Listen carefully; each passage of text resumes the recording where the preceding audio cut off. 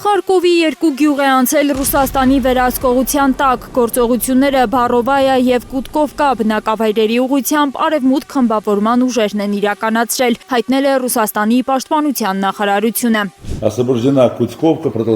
Ազատագրված է Կուտկովկան, շարունակվում են մարտերը մեծ Շապկովկայում։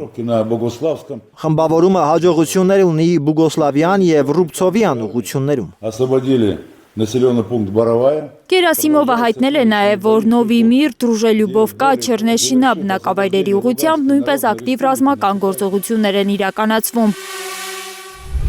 Ուկրաինական կողմի տեղեկություններով Խարկովի ուղղությամբ անօդաչուների հարձակման հետևանքով մետրոյի կայարաններից մեկի մուտքն է վնասվել։ Ըստ Խարկովի քաղաքապետ Իգոր Տերեխովի, այդ հարվածների հետևանքով մեկ մարդ է զոհվել։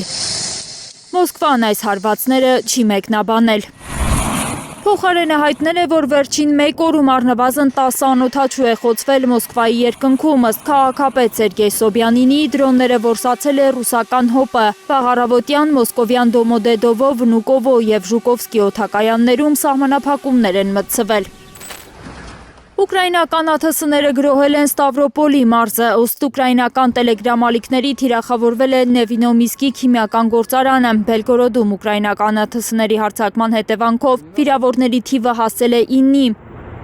Ռուսական անօդաչուների հարվածների տակ են եղել Օդեսայի, Խարկովի և Դնեպրոպետրովսկի մարզերը, զոհեր կան, վնասվել են քաղաքացիական ենթակառուցվածքները։ Խերսոնում ռուսական հարվածներից 15-ամյա երեխա է տուժել, նա ուղեղի ցնցում, գլխուղեղի վնասվածք է ստացել։ Ավելի վաղ տեղական մարմինները հայտնել են 7 տուժածի մասին։ Լիլիթ Սարգսյան, Գագիկ Տեր-Ղազարյան, Հայլուր։